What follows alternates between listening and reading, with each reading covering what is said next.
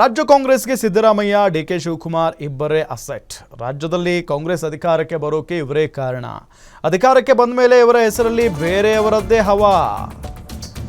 ರಾಜ್ಯ ಕಾಂಗ್ರೆಸ್ಗೆ ಸಿದ್ದರಾಮಯ್ಯ ಮತ್ತು ಡಿಕೆ ಶಿವಕುಮಾರ್ ಇಬ್ಬರೇ ಅಸೆಟ್ ಆಗಿದ್ದಾರೆ. ರಾಜ್ಯದಲ್ಲಿ ಕಾಂಗ್ರೆಸ್ ಅಧಿಕಾರಕ್ಕೆ ಬರೋಕೆ ಇವರಿಬ್ಬರೇ ಕಾರಣ. ಅಧಿಕಾರಕ್ಕೆ ಬಂದ ಮೇಲೆ ಇವರ ಹೆಸರಲ್ಲಿ ಬೇರೆಯವರು ಹವಾ ಮಾಡ್ಕೊಳ್ತಾ ಇದ್ದಾರೆ. ಅಧಿಕಾರಕ್ಕೆ ಬಂದ ಮೇಲೆ ಸಿಎಂ ಡಿಸಿಎಂ ಸುತ್ತಲೂ ಕಟ್ಟಿಕೊಂಡಿದ್ದಾರೆ ಕೋಟೆ. ಈ ಇಬ್ಬರು ನಾಯಕರನ್ನ ಭೇಟಿ ಮಾಡೋಕ್ಕೂ ಬೇಕೇ ಬೇಕು ಇವರ ಅನುಮತಿ. ವರ್ಚಸ್ವಿ ನಾಯಕರಿಗೆ ಕಪ್ಪು ಚುಕ್ಕೆ ಬರೋಕೆ ಇವರೇ ಕಾರಣ ಎಂಬ ವಾದ. ಚಿನ್ನಸ್ವಾಮಿ ಕ್ರೀಡಾಂಗಣ ಘಟನೆಗೂ ಈ ಪಟಾಲಂ ಕಾರಣವಾ? ಸರ್ಕಾರದ ವಿವಿಧ ಇಲಾಖೆಯಲ್ಲಿ ಇಂಟರ್ಫಿಯರ್ ಯಾರು ಗೊತ್ತಾ? ಸಿಎಂಗೆ ಕೆಟ್ಟ ಹೆಸರು ತರುತ್ತಿರುವ ನಾಯಕರು ಯಾರ್ಯಾರು? ಹಾಗಾದ್ರೆ ಡಿಸಿಎಂ ಡಿಕೆಶಿಗೆ ಕಂಟಕ ತರುತ್ತಿರುವ ನಾಯಕರು ಯಾರು? ಗ್ಯಾರಂಟಿ ನ್ಯೂಸ್ನಲ್ಲಿ ದಾರಿ ತಪ್ಪಿಸುವ ನಾಯಕರ ಎಕ್ಸ್ಕ್ಲೂಸಿವ್ ಸ್ಟೋರಿ. ರಾಜ್ಯ ಕಾಂಗ್ರೆಸ್ಗೆ ಸಿದ್ದರಾಮಯ್ಯ ಡಿಕೆ ಶಿವಕುಮಾರ್ ಇಬ್ಬರೇ ಅಸೆಟ್ ಆಗಿದ್ದಾರೆ.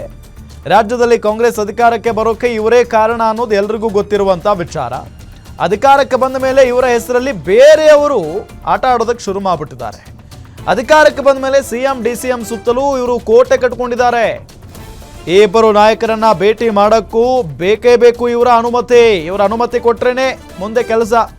ವರ್ಚಸ್ವಿ ನಾಯಕರಿಗೆ ಕಪ್ಪು ಚುಕ್ಕೆ ತರೋದಕ್ಕೆ ಇವರೆಲ್ಲ ಪ್ಲಾನ್ ಮಾಡ್ಕೊಂಡಿದ್ದಾರೆ. ಹಾಗಾದ್ರೆ ಚಿನ್ನಸ್ವಾಮಿ ಕ್ರೀಡಾಂಗಣ ಘಟನೆಗೂ ಈ ಪಟಾಲಂ ಕಾರಣನಾ? ಸರ್ಕಾರದ ವಿವಿಧ ಇಲಾಖೆಯಲ್ಲಿ ಇಂಟರ್ಫಿಯರ್ ಆಗ್ತಾರೆ ಇವರು. ಯಾರು ಹಾಗಾದ್ರೆ ಇವರು?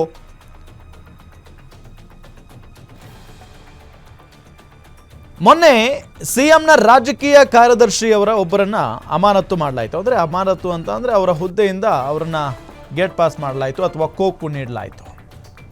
ಹೀಗೆ ಒಂದಿಷ್ಟು ಜನ ಇದ್ದಾರೆ.